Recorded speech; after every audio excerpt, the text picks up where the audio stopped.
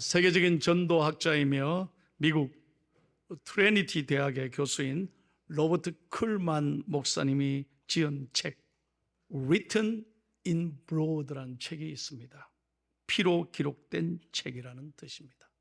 그 책에 보면 한 어린 소년 쟈니에 관한 이야기가 소개되고 있습니다. 이 조니의 누나가 메리가 병이 들어서 긴급히 피를 수혈해야 할 상황에 놓여 있었습니다. 의사는 이 소년의 누나가 소년이 2년 전에 앓았던 병과 똑같은 병을 앓고 있다고 설명하면서 이 병을 치료할 유일한 방법은 그 병에 걸렸다가 나은 사람으로부터 피를 수혈받는 방법이라는 거예요. 그래서 그 피를 수혈할 수 있는 최고의 적임자는 바로 동생 조니였던 것입니다. 그래서 의사 선생님이 이 조니를 불러서 이렇게 묻습니다. 조니야, 네 피를 너 누나에게 수혈할 수 있겠어? 라고 물었습니다. 그때 참칭 머뭇하더니 눈을 감고 한참 생각하더니 입술을 파르르 떨면서 딱 어금니를 깨물고 이렇게 대답하더라는 거예요. 좋습니다. 누나한테 제 피를 주겠습니다. 승낙한 거예요. 그래서 얼마 후에 이 두 남매가 이제 침대에 나란히 누워서 수술실로 들어가게 됐습니다. 그때 이 남매는 서로를 향해서 미소를 지으면서 따뜻하게 손을 잡아주었다는 거예요. 그런데 간호사가 얼마 있어 이제 주사 바늘을 조니의 팔에 깊숙이 꽂자 이 조니는 그만 긴장하고 말았습니다. 웃음을 멈추게 된 것입니다. 그는 피가 관을 타고 흐르는 것을 바라보았습니다. 수혈 절차가 거의 끝나갈 무렵에 이 동생 조니는 떨리는 음성으로 의사 선생님에게 이렇게 묻습니다. 선생님, 저는 언제 죽게 됩니까? 언제 죽게 됩니까? 의사가 깜짝 놀랍니다. 그때서야 이 동생 조니가 수혈을 제의받았을 때 머뭇하고 입을 파르르 떨고 잠시 고민했던 이유를 알아차린 것이죠. 조니는 누나에게 자기의 피를 준다고 동의했을 때 자기는 이제 죽을 거라고 생각했던 거예요. 그 짧은 순간에 동생 이 어린 소년 조니는 일생일대의 중요한 결단을 하게 된 것입니다. 사랑하는 누나를 살리려면 이 방법밖에 없다는데, 그래, 나는 죽어도 좋아. 내 누나에게 피를 주게. 물론 여러분, 조니가 누나를 살리기 위해 수혈을 한다고 목숨을 잃을 위험은 없는데 이 동생은 착각했던 것입니다. 그래서 죽을 거라고 생각하고 결단한 거예요. 자, 이 책의 마지막 부분에 이 저자는 오늘 우리에게 이렇게 질문을 던지고 있습니다. 이 아이와 오늘 우리를 한번 비교해 보십시오. 우리는 그의 누나 메리보다 훨씬 더 심각한 상태에 놓여 있었습니다. 그래서 우리를 치료하는 데에는 예수님의 수혈만으로는 부족했습니다. 예수님의 목숨이 필요했습니다. 그래서 예수님은 자신의 목숨을, 자신의 전부를, 자신의 생명까지 우리를 위해 기꺼이 내어 주셨습니다. 사랑하는 성도 여러분, 오늘 이런 귀한 사랑 까닭에 오늘 이렇게 우리가 하나님의 자녀가 돼 은혜 가운데 예배 드릴 수 있게 된 것입니다. 할렐루야. 오늘 여러분 가운데 교회 가야 되나 말아야 되나, 난 너무 힘들었어, 지난 한 주간 너무 내 마음이 지쳤어, 나 몸이 아파, 내 삶에 왜 이렇게 어려움이 많아, 내 자녀들은 너무 나를 힘들게 아프게 해, 내 가족들 나를 아무도 알아주지 않아, 너무 되는 게 없어. 장사도 왜 이렇게 안 돼? 여러 가지 이유 때문에 여러분 마음에 눈물이 나고 낙심한 분이 계실 거예요. 그러나 여러분, 오늘 우리가 하나님 앞에 나와 예배 드릴 수 있다는 건 하나님의 은혜요 축복인 줄로 믿습니다. 왜냐? 우리 가슴에 예수의 보혈의 피가 흐르고 있기 때문입니다. 오늘 성경은 바로 그 사실을 우리에게 말씀하고 있는 것입니다. 구약의 모든 제사는 언제나 두 가지 이유 때문에 존재했습니다. 첫째는 속죄이고 두 번째는 경배입니다. 제사를 통하여 속죄함을 받았고 제사를 통하여 하나님을 경배했습니다. 그런데 죄 사함을 받기 위해는 구약에는 반드시 제물이 필요했던 것입니다. 그런데 오늘 12절에 보십시오. 예수 그리스도는 단번에 자기의 피로 우리를 위해서 속죄하셨느니라. 이것이 놀라운 은혜라는 것입니다. 여러분, 단번에 자기 피로 속죄를 이루셨다. 도대체 이 말씀이 우리에게 무엇을 가르쳐주고 있습니까? 이 말씀의 의미가 무엇입니까? 첫 번째로 예수님은 자신의 피를 드림으로써 우리를 깨끗게 만드셨다는 것입니다.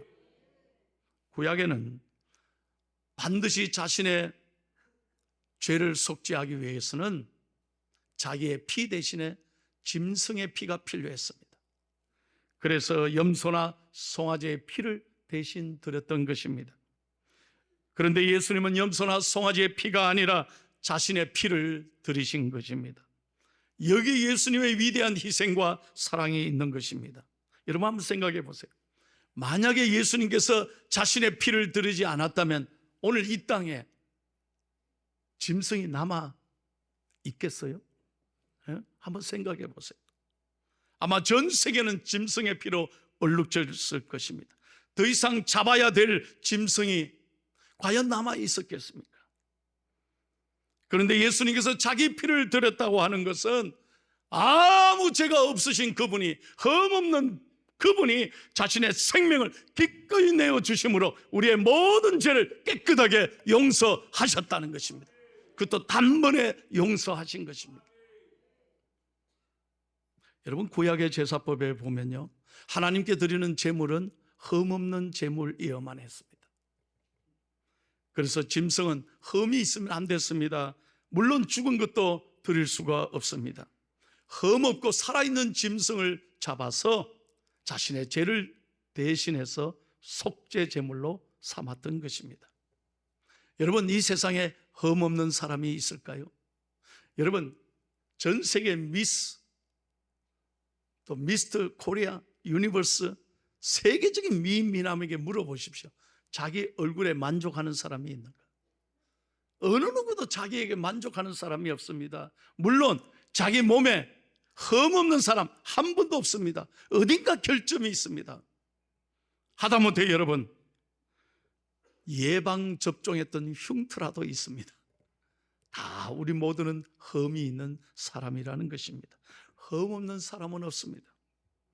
그런데 여러분, 예수 그리스도가 오늘 흠이 없고 아무런 죄가 없는 그 하나님의 아들 예수 그리스도가 저와 여러분을 살리기 위하여 자신의 목숨을, 자신의 피를 흘려 우리를 구원하시고 용서하신 것입니다. 그래서 우리는 오늘 하나님의 자녀로 오늘 이렇게 나와 예배 드리게 되고, 우리는 오늘 죽어도 천국 가는 이 놀라운 은혜를 누리게 된 것입니다. 여러분, 저는 투숙하는 분들을 잘 압니다. 그분의 얘기를 잊지 못합니다. 여러분, 투숙하시는 분들을 한번 말씀을 들어보세요. 피를 수혈받기 전에는 온몸이 죽어갑니다. 꼼짝할 수가 없습니다. 너무너무 아픈 거예요. 견딜 수 없이 고통스러운 거예요. 그러다가 여러분, 약속된 날에 병원에 가서 남의 피를 수혈받을 때 그 몇 시간 동안 피를 수혈받고 난 다음에, 그래서 여러분 병원 문을 나서게 될 때 그때는요, 세상이 달라 보여요. 이 바람, 스치는 바람이 얼마나 감사한지. 하늘을 보면서 눈물이 나고, 한 그루 나무 흩날리는 꽃을 보면서 야, 내가 살아있구나, 내가 살아있구나, 얼마나 감사한지 모른다. 여러분 몸에 지금 피가 잘 돌아가고 있다는 거 감사해 보신 적이 있나요? 아무 말씀도 안 하시네. 너무 당연하게 생각하지 않나요? 그런데 우리 안에 더욱 중요한 것은 예수 그리스도 보혈의 피가 흐르고 있다는 것입니다. 믿으시면 아멘 하십시오.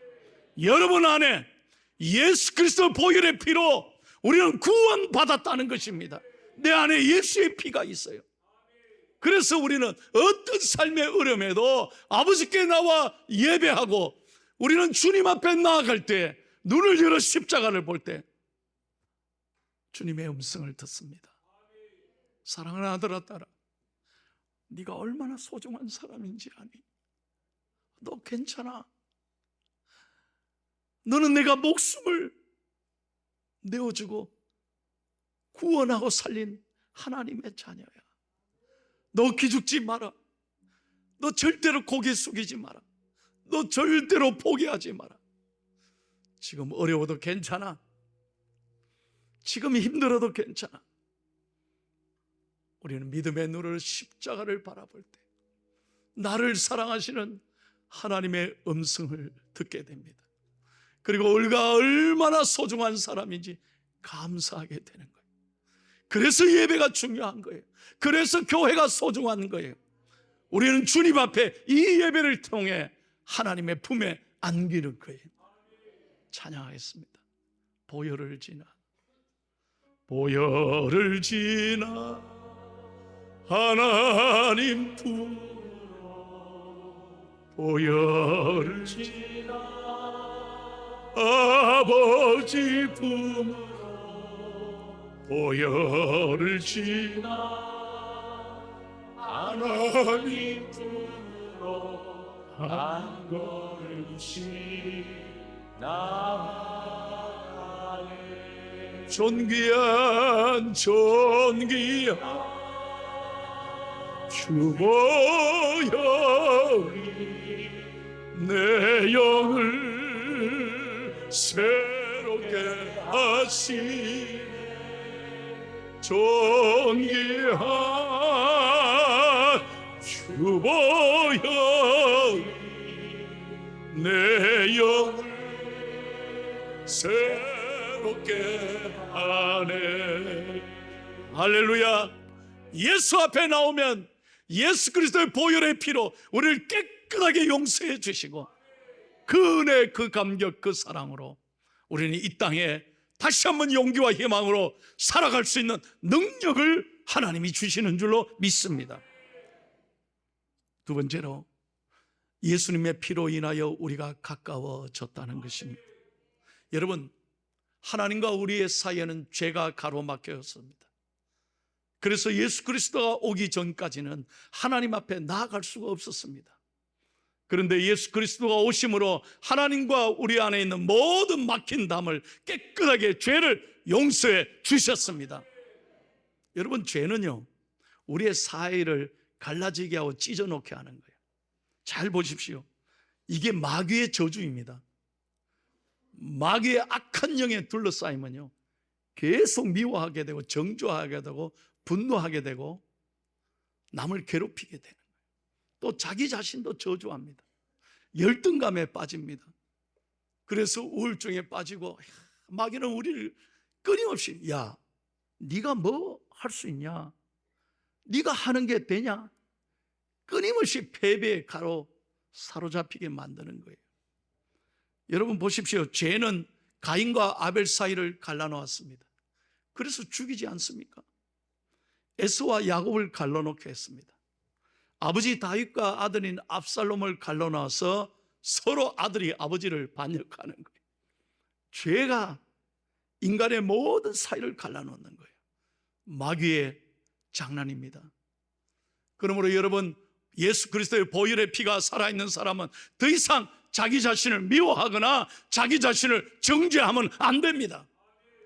여러분 마찬가지로 여러분의 사랑하는 사람들을 절대로 미워하거나 여러분 가족을 여러분 정죄하거나 비판하거나 상처 속에 살아가지 마세요. 오늘 예수의 살과 피를 받는 이 거룩한 아침에 예수 그리스도의 보혈의 은혜로, 그 사랑의 은혜로 여러분 누구도 정죄하거나 비난하지 말고 여러분 안에서 용서하고 사랑하고 서로 가까이 할 수 있기를 축복합니다. 그래서 우리는 우리 포항중앙교회 성도님은 어디를 가든지 간에 싸움질하고 문제를 일으키고 남을 갈라놓는 사람이 되면 안 됩니다. 여러분 어디를 가든지 축복의 통로가 되고, 다시 한번 크게 아멘 하세요. 축복의 통로가 되고 여러분 때문에 화해의 역사가 일어나고, 믿습니까? 여러분 때문에 가정이 살아나야 돼요. 여러분 때문에 여러분의 직장이 밝아지고 상처받은 사람이 하나님과 가까워지게 돼요. 그렇게 여러분 화해의 평화의 도구가 되기를 축복합니다. 오늘 대한민국을 보십시오. 전 세계에 이렇게 복받은 나라, 잘 사는 나라, 편리한 나라가 어디 있습니까 여러분? 내가 미국에서 17년을 살다 왔단게요. 이렇게 잘 사는 대한민국이 어디 있습니까? 너무너무 편합니다. 너무너무 잘 되어 있습니다. 그런데 오늘은 여러분 보십시오. 옛날보다 더 정이 많아졌습니까? 사랑이 더 많아졌습니까? 잘 보십시오. 이렇게 하나님이 축복해 주셨는데 세상의 민심은 더 사납습니다. 더 정죄하고 갈라지게 하고 서로 비판하고 끊임없이 원망하고 불평하고 자기밖에 모르고 이기적으로 변화되는 우리의 마음을 보면서 저는 하나님 앞에 기도합니다. 그러나 저는 희망을 잃지 않습니다. 그 옛날 우리 대한민국이 어려웠을 때 여러분 교회가 희망이었습니다. 믿는 사람이 희망이었습니다. 우리 할머니 할아버지는 맨바닥에서, 그 차가운 마룻바닥에서 그 먼 길에도 새벽기도 나와서 기도할 때 하나님이 복을 주시고 은혜를 주시고 대한민국이 이렇게 잘 사게 해주셨습니다. 사랑하는 여러분, 우리는 모든 것에서 화해와 용서와 평화와 사랑의 은혜가 오늘 주의 살과 피를 받을 때 우리 안에 넘치기를 예수님의 이름으로 축원합니다. 사랑하면요 그 사람밖에 안 보입니다. 어제도 우리 집사님, 권사님 가정에 결혼식을 앞두고 피로연을 했어요. 저녁에 제가 갔어요. 둘이 한복 입고 나를 맞는데요, 얼마나 이쁜지 모르겠어. 둘이 왜 그렇게 닮은지 모르겠어. 근데 둘이 한복 입고요, 저를 보고 내가 좋나? 그러니까 좋아요 그래. 여러분 그 표정이 얼마나 이쁜지, 원더풀 뷰티풀 쌍꺼풀이고. 그래서 내가 그런 얘기 했습니다. 너희들의 사랑이 지금부터 시작이다. 지금부터가 중요하다. 사랑하니까 오늘 이 자리에 왔겠지만 지금부터가 시작이야. 그래서 뭔 얘기를 했냐? 서로가 서로만 볼 수 있어야 돼. 딴 걸 쳐다보면 그때부터 바람 드는 거예요. 여러분 세상의 아름다운 노래 중에 이런 노래가 있어. 널 만난 세상 더는 소원 없어. 바람은 죄가 될 테니까 찬송가 몇 장이냐고 묻지를 말아요. 이런 노래가 있어요. 여러분 그 얼마나 아름다운 노래입니까? 널 만난 세상 더는 소원이 없다니. 바람은 죄가 된다니까. 우리도 마찬가지입니다. 오늘 본문 말씀이 그 얘기예요. 우리를 이렇게 구원하시고 하나님의 자녀가 되게 해주신 이 은혜로 우리가 어떤 어려움에도 하나님을 더욱 잘 섬기는 거예요. 하나님을 더 기쁘시게 하는 거예요. 할렐루야. 예수님의 피는 우리가 더욱 하나님을 기쁘게 섬길 수 있는 은혜를 주시는 거예요. 그래서 우리는 어떤 경우에도 교회 나와 예배 드리면 위로부터 내려오는 평안이 있습니다. 은혜가 있습니다. 용기와 희망을 받습니다. 그리고 우리는 이렇게 고백합니다. 여호와가 나의 목자시니. 그 다음 여러분들 해봐요. 내가 근데 얼굴에는 다 뭔가 부족한 게 많은 것 같아요. 왜 그렇게 행복하지 못해요? 내가 부족함이 없으리라. 하나님 한 분이면 되잖아요. 전부 다 나를 내 얼굴을 안 쳐다보려고 그래요. 많은 거 필요하죠. 그러나 그것이 중요한 게 아니에요.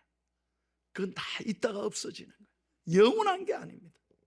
그러나 하나님 한 분 붙잡고 살면 하나님이 우리의 삶을 반드시 채워주시고 우리를 통해서 영광 받으실 줄로 믿습니다. 그래서 우리는 믿음으로 나오면 기쁨이 생깁니다. 은혜를 주십니다. 오늘 주의 살과 피를 받으면서 내가 얼마나 소중한 사람이냐 깨달을 때 우리는 하나님 앞에 감사하고 어떤 경우에도 여러분 버티고 견디고 이겨내는 능력을 하나님이 주실 줄로 믿습니다. 영국의 음악가 프란시스 하버갈이라는 분이 있습니다. 이분이 몸이 많이 아파서 견딜 수 없어서 여행을 떠났습니다.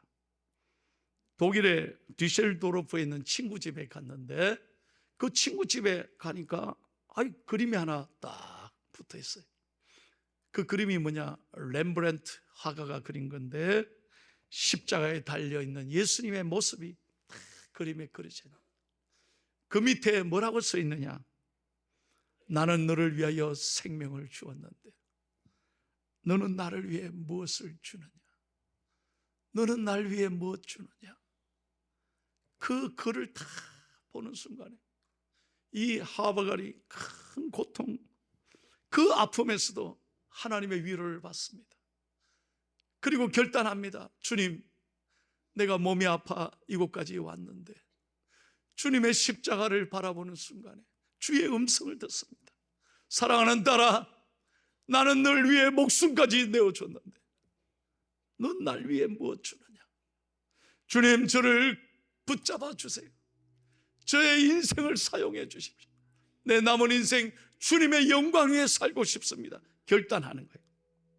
그때 하나님께서 이 딸에게 큰 은혜를 주시고 그 자리에서 바로 찬송을 만듭니다. 그 찬송이 수많은 곡을 남기는데 우리 찬송가 안에 이분의 찬송가가, 좋은 찬송가가 얼마나 많이 들어가 있는지. 그 중에 대표적인 찬송이 바로 이거예요. 311장을 우리 다 같이 부르면서 성찬식을 거행하겠습니다. 내 너를 위하여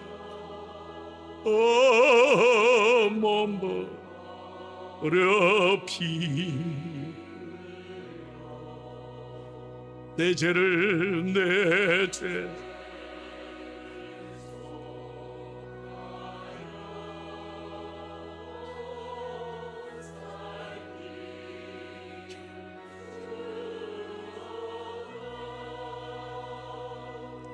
널 위해 몸을 주 것만 너무 주느냐 널 위해 몸을 주 너무